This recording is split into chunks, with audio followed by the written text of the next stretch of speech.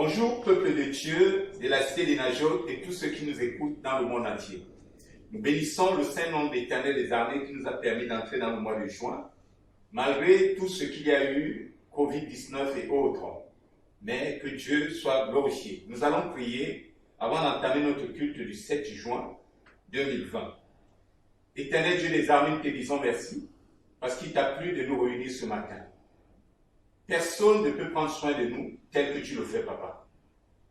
En dehors de cette maladie qui décime la plupart des personnes dans le monde, il y a d'autres maladies comme le paludisme, l'insuffisance rénale, sida, etc. Mais tu n'as pas permis que nous soyons victimes. Il y a des incidents, il y a des accidents. Tu as veillé sur ton peuple de près comme de loin, et cela nous te rendons de multiples actions de grâce, Papa. Ce matin, Seigneur, nous voulons faire ton œuvre telle que tu le désires, parce que tu as dit allez, prêcher la bonne nouvelle à toute la création. Et c'est ce que nous sommes en train de faire, Seigneur. Malgré ce confinement de l'Église, nous continuons à faire ton œuvre.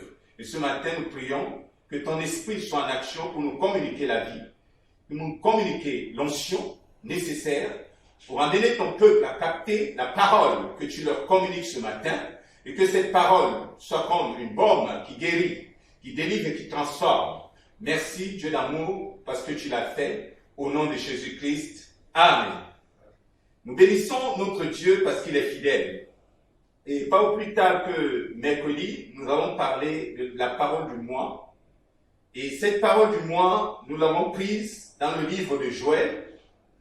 Et nous savons que depuis le dimanche, nous avons fêté la Pentecôte. Le Saint-Esprit qui s'est manifesté puissamment parmi ses enfants. Et aujourd'hui, nous continuons dans la même lancée parce que la parole du mois est pratiquement dans le même sens. Je vais prendre un texte de cette parole pour nous rafraîchir la mémoire. C'est dans Joël chapitre 2, versets 28 à 32. Après cela, je répandrai mon esprit sur toute chair. Vos fils et vos filles prophétiseront, vos vieillards auront des songes et vos jeunes gens des visions.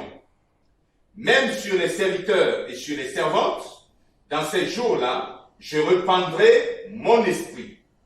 Je ferai paraître des prodiges dans les cieux et sur la terre, du sang, du feu et des colonnes de fumée. Le soleil se changera en ténèbres et la lune en sang, avant l'arrivée du jour de l'Éternel, de ce jour grand et terrible. Alors, quiconque invoquera le nom de l'Éternel sera sauvé. Le salut sera sur la montagne de Sion et à Jérusalem, comme a dit l'Éternel, et parmi les réchappés que l'Éternel appellera. Donc cette parole du mois de juin, nous l'avons prise dans le livre de Joël chapitre 2 verset 28, où il dit après cela, je répandrai mon esprit sur toute chair. Vos fils et vos filles prophétiseront, vos vieillards auront des songes, vos jeunes gens, des visions. Un autre texte qui a accompagné cette parole, c'est Actes chapitre 2, versets 1 à 13. Mais vous pourrez lire cela chez vous. Mais ce matin, nous n'allons pas nous retarder sur l'explication de la parole du mois qui a été, ou les explications de la parole du mois qui ont été données depuis le mercredi. Nous allons aujourd'hui prendre un autre thème que le Seigneur nous a mis à cœur, intitulé « Les révélations divines ». Les révélations divines. Il est temps que le peuple de Dieu puisse fixer ses regards vers le ciel, parce qu'il y a des révélations que Dieu envoie pour son peuple, surtout à des moments difficiles. Souvent, lorsque la douleur est là, la peine est là, les hommes sont tellement préoccupés, ils sont anxieux, ils sont dans l'angoisse, qu'ils n'arrivent pas à cerner ou à discerner le message que l'Éternel leur envoie. Si le Seigneur nous a permis de parler du Saint-Esprit pendant ce mois, c'est pour nous faire comprendre qu'à travers le Saint-Esprit, il nous enverra ce que lui pense en tant que Dieu. Et il s'agit là des révélations divines. Nous allons prendre le texte principal de cette parole ce matin, de Daniel chapitre 2, à partir du verset 16 jusqu'au verset 22. Daniel chapitre 2, du verset 16 à 22, je vais lire. J'espère que chacun de vous a sa Bible à côté de lui. Nous devons suivre la lecture ensemble. Et Daniel se rendit vers le roi et le pria de lui accorder du temps pour donner au roi d'explications. Ensuite, Daniel alla dans sa maison et instruisit de cette affaire Anania, Michaël et Azaria, ses compagnons, les engageant à implorer la miséricorde du Dieu des cieux, afin qu'on ne fasse pas périr Daniel et ses compagnons avec le reste des sages de Babylone. Alors le décret fut révélé à Daniel dans une vision pendant la nuit. Et Daniel bénit le Dieu des cieux. Daniel prit la parole et dit, « Béni soit le nom de Dieu, d'éternité en éternité. À lui appartient la sagesse et la force. C'est lui qui change les temps et les circonstances, qui renverse et qui établit les rois, qui donne la sagesse aux sages et la science à ceux qui ont de l'intelligence. Il révèle ce qui est profond et caché, il connaît ce qui est dans les ténèbres et la lumière demeure avec lui. » Alors, nous avons ici une histoire qui est plus qu'importante et qui doit nous stimuler en tant qu'enfants de Dieu. Nebuchadnezzar était un grand roi qui dirigeait un grand empire à Babylone. Cet homme pouvait se permettre des choses impossibles. Il se permettait ce qu'il voulait, selon ses désirs. Il va donc faire un songe qui va le troubler. Et lorsqu'il va faire le songe, il va prendre l'engagement de réunir tous les sages. Il va prendre l'engagement de réunir tous les sages, les enchanteurs, les magiciens. Il va les réunir un à un. Il va les appeler de partout pour qu'ils viennent. Vous savez, c'était un grand roi. Il ne dirigeait pas seulement un seul pays, mais quand on parle d'un empereur, c'est quelqu'un qui dirige tout un empire qui réunit beaucoup de pays, nombreux. Donc c'est un grand royaume. Et il avait un pouvoir qui s'élargissait sur une dimension élevée. Et quand on parle de l'empire perse, l'un des plus grands rois de l'empire perse, c'est Nebuchadnezzar. Nebuchadnezzar va donc convoquer les magiciens, les enchanteurs, les astrologues, toutes ces personnes-là. Il va les appeler pour qu'ils viennent. Il va appeler les Chaldéens. C'était un empire qui regorgeait des sages, qui regorgeait des grands magiciens, des grands astrologues. Il va les appeler pour leur dire, je suis troublé par un événement, juste parce qu'il avait eu un rêve. Si tous les rois aujourd'hui pouvaient réunir tous les sages juste parce qu'ils ont fait un rêve, ce serait mauvais. Mais lui, il se permettait cela, et non seulement il s'est permis cela, mais il va leur dire une chose. Je veux que vous puissiez me révéler même le rêve, car je l'ai oublié. Vous voyez à quel point les rois étaient mesquins à cette époque-là. Il dit, révélez-moi non seulement le rêve, mais révélez-moi aussi l'explication. Je crois que si c'était aujourd'hui, ce serait compliqué. Mais il va le dire à ces hommes. Les hommes là vont réfléchir de tout, dans tous les sens. Ils ne vont rien comprendre. Parce que c'est pas facile de révéler le songe que quelqu'un a fait et en même temps lui révéler l'explication. Mais voilà ce que le roi voulait. Et il a donc décidé d'éliminer ces hommes-là, donc ces magiciens. Il a décidé d'éliminer ces astrologues. Il a décidé d'éliminer toutes ces personnes, ces enchanteurs, s'ils ne lui donnaient pas non seulement le rêve, mais aussi l'explication. Alors Daniel, lorsqu'il a entendu parler de cet édit, il a dit, mais qu'est-ce qui se passe? Parce que lui aussi, il était considéré comme sage. Il était considéré, lui, ensemble, avec ses amis, ses collègues, Shadrach, Meshach, Abednego, ils étaient aussi comme des sages. Or, le roi avait décidé d'éliminer les sages, les enchanteurs, les astrologues, les chaldéens, juste parce qu'ils ne lui ont pas donné le rêve et l'interprétation du rêve. Et Daniel va décider d'aller rencontrer le roi. Daniel non plus n'avait pas encore l'explication ni le rêve.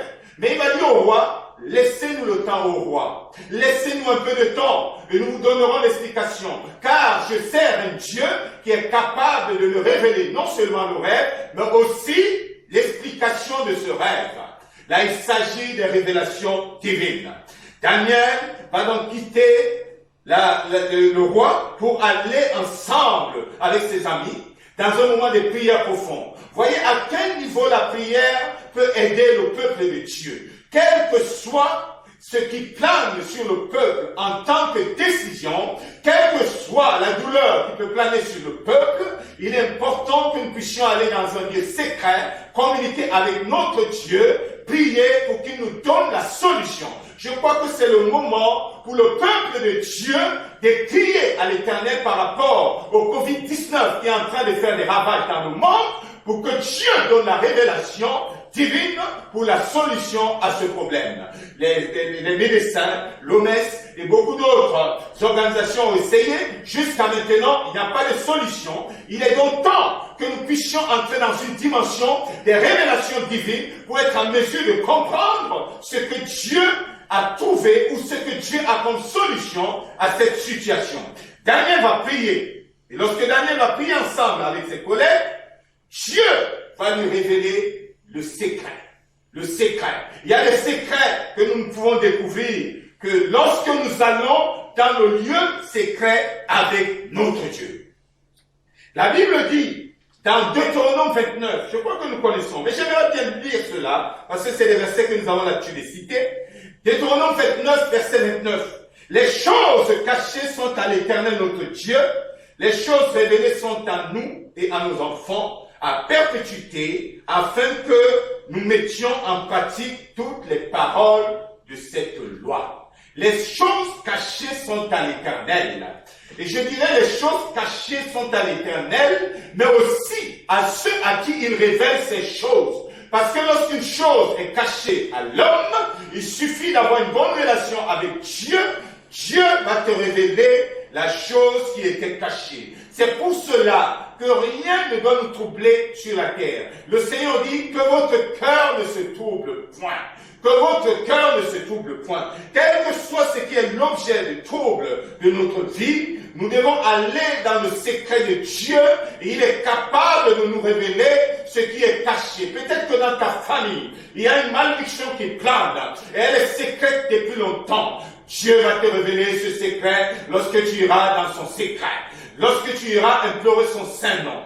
Peut-être qu'il y a une douleur dans ton corps et les médecins même n'arrivent pas à découvrir cette douleur. Dieu est capable de diagnostiquer cette douleur de façon à la guérir même bien après.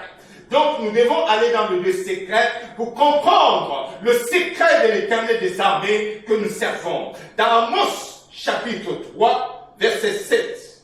Amos 3 verset 7. Il dit, car le Seigneur l'Éternel ne fait rien sans avoir révélé son secret à ses serviteurs, les prophètes. Ça, c'est des versets importants. C'est pour cela que lorsque les serviteurs de Dieu parlaient sur le Covid-19, et ils disaient, ça va finir à telle date, et que lorsque la date arrivait et que cela n'arrivait pas, j'ai dit, il y a des choses que Dieu révèle, mais il y a des choses qu'il ne révèle pas. Il dit, je ne révèle pas ça à mes serviteurs. Je sais pourquoi je le fais. Dieu est souverain dans ce qu'il fait. Il ne cache rien à ses serviteurs. Et même lorsqu'il cache, il dit à son serviteur, ça, je ne te révélerai pas. Par exemple, il a caché le jour de l'avènement du Seigneur. Il n'y a que lui seul qui connaît ce jour. Le Seigneur Jésus dit, même moi, je ne connais pas le jour. Je ne connais ni le jour ni l'heure. Seul mon Père le sait. Daniel a pu détailler le songe et son explication, c'est juste parce que il avait une bonne relation avec son Dieu qui pouvait lui faire des révélations divines. Et nous aujourd'hui, nous avons plus que besoin de ces révélations pour que nous puissions cerner et discerner les différentes situations auxquelles nous faisons face. Le premier point que l'Éternel nous permet de considérer ce matin, c'est intitulé « Révélation par le Saint-Esprit ». Nous ne pouvons pas parler des révélations et mettre de côté le Saint-Esprit, l'Esprit de Dieu, l'Esprit de vérité. Nous ne pouvons pas négliger le Saint-Esprit lorsque nous parlons des révélations. Car il y a des choses que lui seul a la capacité et le pouvoir de révéler à ses enfants. Et c'est pour cela que si nous voulons comprendre certaines choses, que si nous voulons percer certains mystères, il est important d'avoir une bonne relation avec le Saint-Esprit. On a parlé de la Pentecôte pas plus tard que ce dimanche vient de passer, et ce matin, le Seigneur nous parle du premier point, révélation par le Saint-Esprit. Il y a des choses que tu ne pourras connaître que si tu as une bonne relation avec le Saint-Esprit. Néhémie chapitre 9, verset 20. Il dit ceci. Tu leur donnas ton bon esprit pour les rendre sages. Tu ne refusas point ta manne à leur bouche et tu leur fournis de l'eau pour leur soif. Tu leur donnas ton bon esprit. Dieu a donné aux hommes le Saint-Esprit pour qu'ils aient le discernement. Le Saint-Esprit est là pour que nous puissions avoir le discernement, pour que nous puissions connaître certaines situations de la vie. L'Esprit de Dieu est là pour nous aider à comprendre les mystères du royaume. Si tu étais là et que tu considérais encore certaines choses comme secrètes et cachées, Dieu te les révèle à travers la puissance de son Esprit Saint. Il te communique des choses cachées. Et toujours dans la Bible, nous allons lire Luc chapitre 12, verset 12.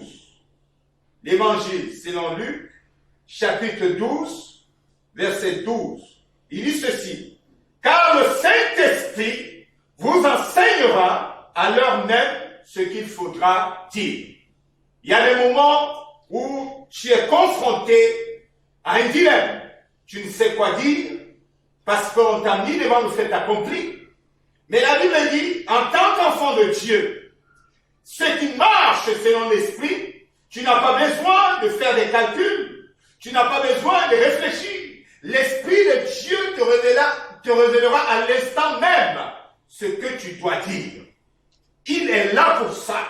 C'est pour cela que nous devons avoir une bonne communion avec lui, une relation étroite avec lui, parce qu'il y a des choses cachées qu'il n'y a que le ciel qui connaît, et seul le Saint-Esprit peut nous révéler de telles choses. D'ailleurs, nous devons savoir qu'entre le ciel et nous, il n'y a que le Saint-Esprit qui fait des va-et-vient. C'est lui qui peut aller prendre quelque chose au ciel et nous ramener cela. C'est lui qui peut prendre une information depuis le ciel et nous ramener cela. Et c'est pour cela que nous devons avoir une bonne relation avec lui. C'est comme le réseau. Si aujourd'hui, nous avons un problème de réseau, nous ne pouvons plus communiquer avec notre entourage. Sinon, le Saint-Esprit n'est plus là entre nous et le ciel. Ce serait compliqué. Nous attendrons les réponses pendant longtemps. C'est pour cela que plusieurs personnes attendent des réponses à leur requête depuis longtemps, mais ils ne reçoivent pas parce qu'ils n'ont pas encore donné la place qui convient au Saint-Esprit dans leur vie. Jean 14, verset 26. Jean 14, verset 26. Nous avons parlé des révélations par le Saint-Esprit. C'est pour vous montrer la place qu'occupe le Saint-Esprit dans nos vies. Si tu négligeais le Saint-Esprit dans ta vie, mon bien-aimé, tu es en train de négliger une grande partie des choses que Dieu t'a réservées. Parce que seul le Saint-Esprit peut aller prendre ce qui est bon au ciel et nous apporter cela. Jean 14, verset 26. Nous allons lire au nom de Jésus-Christ. Il dit ceci. Mais le Consolateur, l'Esprit Saint, que le Père enverra en mon nom, vous enseignera toutes choses et vous rappellera tout ce que je vous ai dit. Le Consolateur.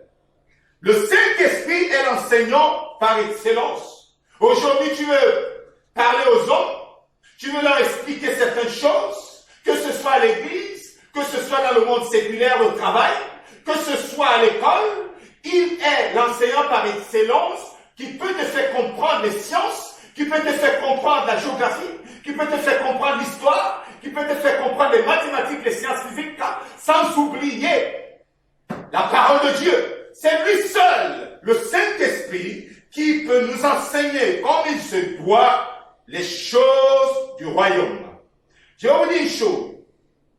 Dans l'église persécutée de l'Union soviétique, on appelait l'URSS, l'Union des républiques soviétiques socialistes. À cette époque, c'était le communisme. Alors ces hommes-là n'aimaient pas du tout voir les serviteurs de Dieu, ni ceux-là qui prétendaient être des Christ. Eux, c'était le marxisme, léninisme.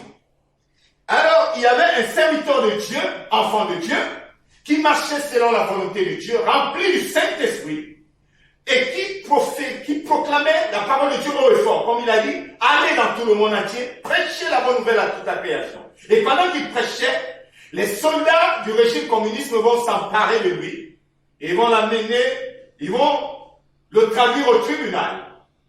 Alors, après avoir jugé cet homme de Dieu, selon les lois du communisme, ils vont décider de le condamner. Et la condamnation parfois était à mort. Hein. Ils vont décider de le condamner. Mais avant qu'on le condamne, cet homme, ce serviteur de Dieu, va demander la parole. Il va dire au juge, est-ce que je peux avoir la parole?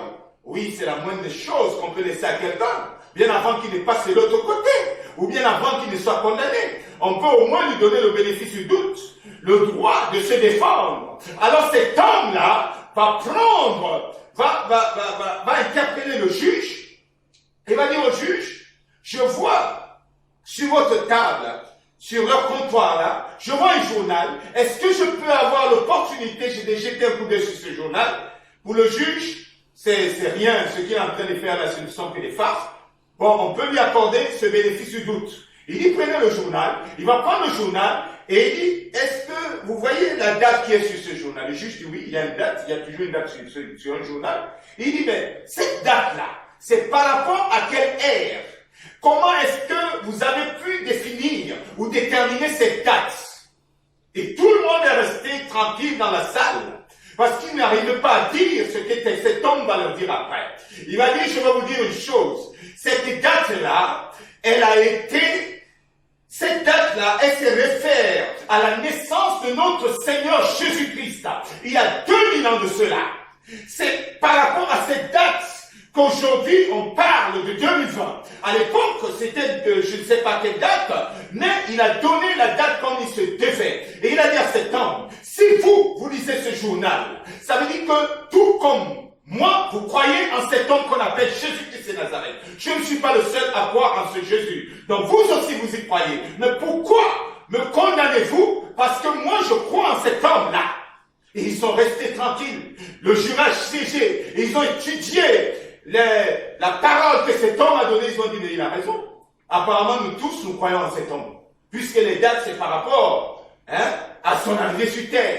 Mais pourquoi est-ce que nous sommes en train de le condamner? Alors nous ne pouvons pas le condamner, nous devons le libérer. Alors ils vont libérer ce serviteur de Dieu juste parce que l'Esprit de Dieu a révélé quelque chose que les hommes n'ont pas révélé, mais que Dieu a révélé. Il y a des moments où il y a des choses que le monde ne peut pas nous révéler. L'intelligence ne peut pas nous donner. La connaissance humaine ne peut pas nous donner. Mais seul Dieu peut nous communiquer cela. Cet homme a eu cette révélation. Et à travers cette révélation, il a changé le cours de son procès. On l'a libéré parce que Dieu est avec lui. Si Dieu est avec toi, si tu as l'habitude de communiquer avec ton Dieu avant de sortir tôt le matin, il te dira ce que l'ennemi a programmé sur ton chemin et il te fera comprendre ce que le diable est en train de vouloir faire dans ta vie.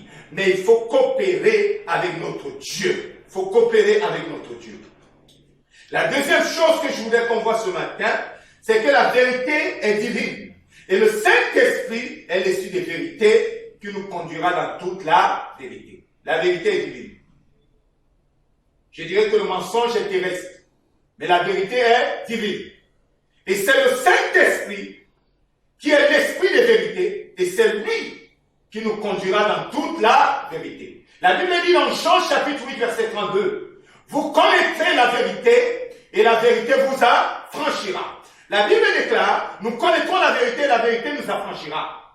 Le seul moyen de connaître la vérité, c'est d'être en relation avec le Saint-Esprit.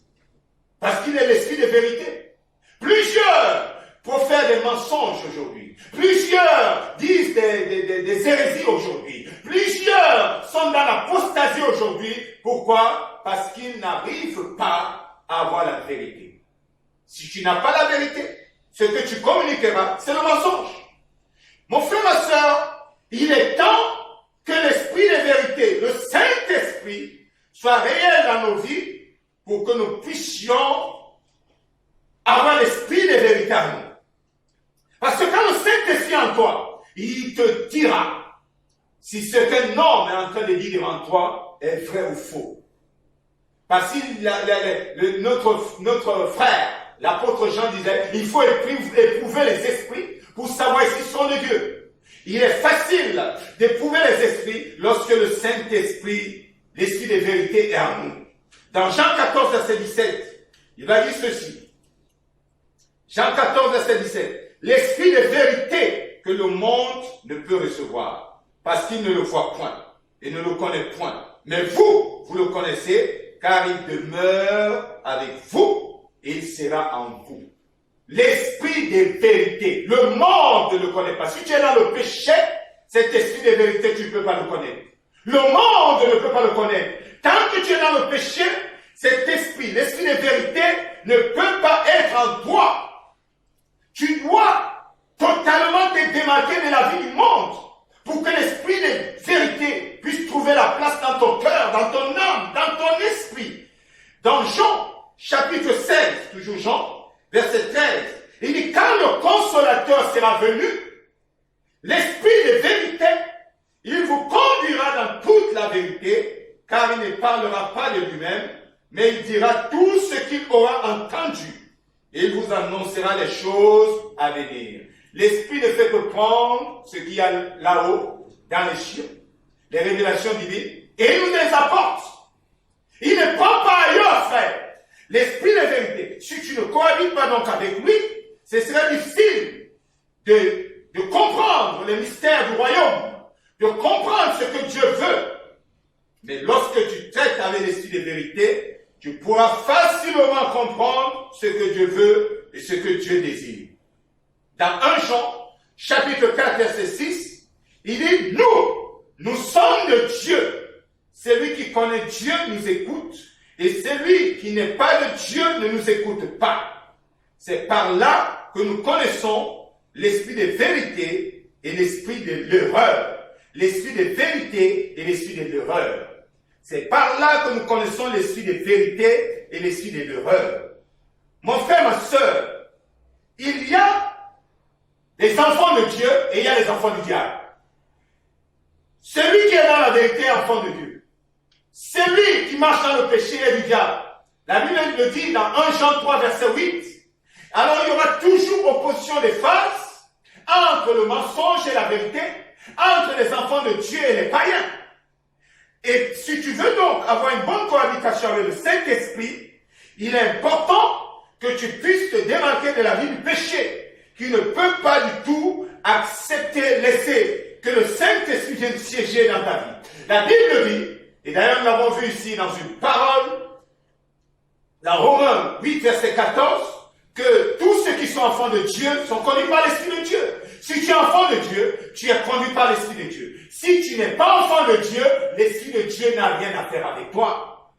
Alors, les enfants de Dieu ne peuvent être conduits que par un seul esprit, l'Esprit de Dieu qui est l'Esprit de vérité.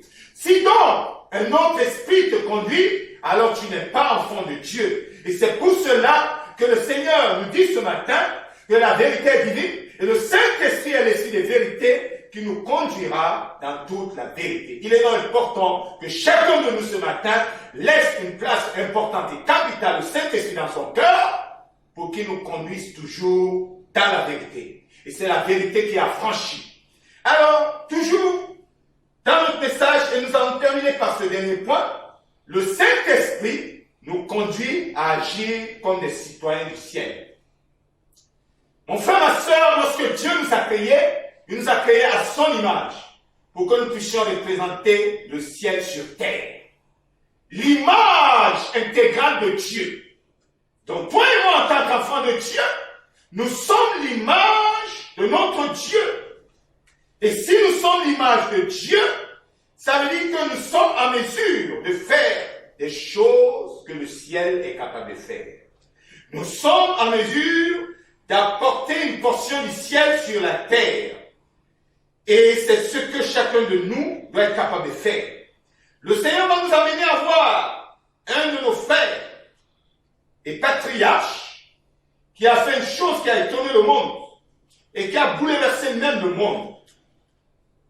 Il s'agit de Josué. Dans Josué 10, versets 12 à 15. Josué chapitre 10, versets 12 à 15. Je vais lire au nom de Jésus. Sur notre dernier point, le Saint-Esprit nous conduit à agir comme des citoyens du ciel. Josué 10, versets 12 à 15. Il dit ceci. Je vais lire au nom de Jésus-Christ. Josué 10, verset 12. Alors Josué parla à l'Éternel, le jour où l'Éternel livra les Amoréens aux enfants d'Israël. Il dit en présence d'Israël, soleil, arrête-toi sur Gabaon, et toi, lune, sur la vallée d'Ajalon. Et le soleil s'arrêta, et la lune suspendit sa course, jusqu'à ce que la nation ait tiré vengeance de ses ennemis. Cela n'est-il pas écrit dans le livre du juste? Le soleil s'arrêta au milieu du ciel et ne se hâta point de se coucher presque tout un jour. Il n'y a point eu de jour comme celui-là, ni avant ni après, où l'Éternel a écouté la voix d'un homme, car l'Éternel combattait pour Israël. Et Josué et tout Israël avec lui retourna au camp à Gilgal. Voici un homme de la même nature que nous, Josué, mais qui était conduit par l'Esprit de Dieu. Alors qu'ils étaient menacés dans le champ de bataille, il va décider de faire ce qu'un homme n'a jamais fait. Il va arrêter le cours du soleil, il va arrêter l'évolution de la lune, donc il va bouleverser l'astrologie dans son ensemble, il va bouleverser les phénomènes climatiques dans leur ensemble, chose qui n'a jamais été faite avant et chose qui ne sera jamais faite après. Il va bouleverser le monde parce qu'il est entré dans la pensée de Dieu. Parce qu'il s'est positionné comme un citoyen céleste. Les hommes ou les enfants de Dieu qui ont l'Esprit de Dieu en eux sont en mesure d'opérer comme des citoyens du ciel. Ils sont en mesure de faire des choses que le ciel seul peut faire.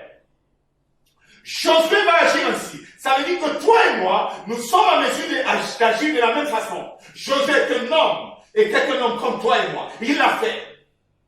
Nous pouvons le faire. Quelle est la chose qui te tracasse dans ce monde? Quelle est la chose qui te cause des ennuis dans ce monde?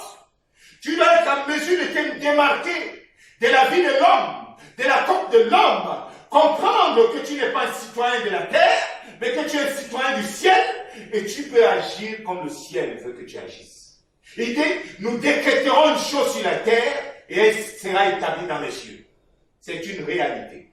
Josué a cru en cette parole, et c'est ce qui s'est passé dans sa vie. Mais il n'est pas le seul. Avant de terminer, il n'est pas le seul qui l'a fait. Il y a un autre homme, Élie. On a parlé de lui dans 1 Roi chapitre 17, verset 1. Mais je vais lire surtout le rappel de l'histoire dont Jacques, nous connaissons bien, et j'aime beaucoup de la façon dont ils ont parlé dans Jacques. Ils disent, Élie était un homme de la même nature que nous.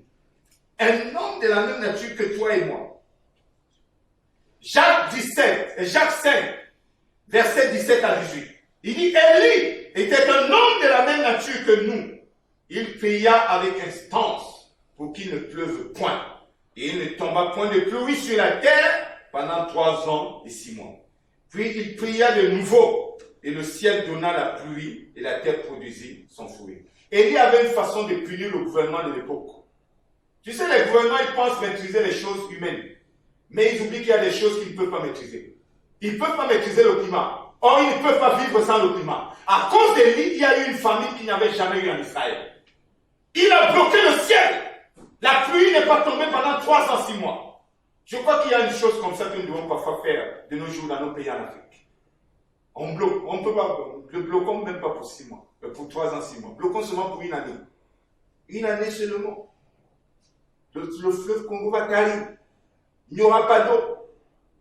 Et lorsqu'on va dire au président que c'est un fidèle de la cité des nageurs qui a fait ça, tu vas voir les voitures noires venir garer ici pour te chercher. Dis vraiment, tu ne peux pas nous laisser dans cette condition-là. Mais pour être en mesure de le faire, il faut être un citoyen du ciel. Il faudrait que tu aies la pensée du ciel. Parce que ce que ces hommes ont fait, il n'y a que le ciel qui peut le faire. Et pour avoir la pensée du ciel, il faut être conduit par l'Esprit de Dieu. L'Esprit de Dieu peut t'amener à faire des choses que les autres ne peuvent pas faire. Souvent, on nous dit que les marabouts musulmans, peuvent déplacer l'argent d'une banque même. Ça vient entrer dans leur poche. Mais si eux, les marabouts, sont capables de le faire, nous sommes en mesure de faire plus que ça. Il est temps que les enfants de Dieu se réveillent. Nous pouvons appeler l'argent qui est dans une banque. Elle vient entrer dans nos caisses. Nous pouvons comporter un terrain. Il nous appartient désormais. Nous pouvons dire à Dieu, Seigneur, aujourd'hui, la situation change et change. Parce que nous ne sommes pas les citoyens de la terre, mais nous sommes des citoyens célestes. Amen. Mais il faudrait que nous puissions comprendre cela. Ce matin, le Seigneur nous a fait comprendre ces choses pour que nous puissions comprendre que la Pentecôte n'a pas eu lieu pour rien. C'est pour que nous puissions aller d'une dimension à une autre. Et j'espère qu'il y a quelqu'un qui va aller d'une dimension à une autre ce matin. Mais l'Esprit de Dieu ne cohabite pas avec un pécheur. L'Esprit de Dieu n'a rien à voir avec un pécheur. L'Esprit de Dieu traite avec quelqu'un qui a abandonné le péché. Et ce matin, je vais donner l'opportunité à ceux qui sont encore dans la vie de péché, quel que soit le lieu où tu te trouves, tu vas répéter ces prières entre moi. Seigneur Jésus, je te demande pardon, Seigneur, car j'ai péché en pensée, en acte, en imagination. J'ai posé des actes qui te déplaisent. J'ai même négligé ton œuvre. Je n'ai pas fait ce que tu voulais. Et à cause de cela, je suis loin de ta grâce. Mais ce matin, ta parole est sortie pour moi, pour que je ne puisse plus rester dans cette condition. Pardonne-moi, Seigneur. Seigneur Jésus, viens nettoyer mon cœur, mon âme, mon esprit de toute iniquité. Je te reçois dans mon cœur comme mon Seigneur et Sauveur personnel. Et à partir d'aujourd'hui, Seigneur, je t'en supplie, efface mon nom dans le livre de la mort et inscris mon nom dans le livre de vie. Que ta présence soit réelle dans ma vie à partir de ce jour. Au nom de Jésus-Christ de Nazareth, j'ai ainsi prié. Amen. Je vais maintenant prier pour que l'Esprit de Dieu soit en mesure de nous donner des révélations divines. Tout le temps à partir d'aujourd'hui. Éternel Dieu des armées, Père de notre Seigneur Jésus-Christ, si tu nous as parlé ce matin, c'est parce que tu veux nous enlever de là où nous étions pour nous faire entrer dans une autre dimension. Tu nous as parlé des révélations divines. Il y a des choses que certaines personnes n'arrivent pas à expérimenter parce que l'Esprit de Dieu n'a rien à faire en nous. Mais le Saint-Esprit est descendu pour notre bien. Laisse qu'il habite en nous pleinement afin qu'il nous révèle les choses qui ne sont que dans la divinité. Des choses qui vont étonner le monde et qui vont changer les circonstances dans le monde. Oh, tu es l'amour, tu es de paix, tu es de grâce. Nous ne pouvons rien faire sans toi, mais à partir de ce jour, toutes les décisions que nous prendrons seront en rapport avec ce que le Saint-Esprit nous aura révélé. Nous te disons merci, Seigneur.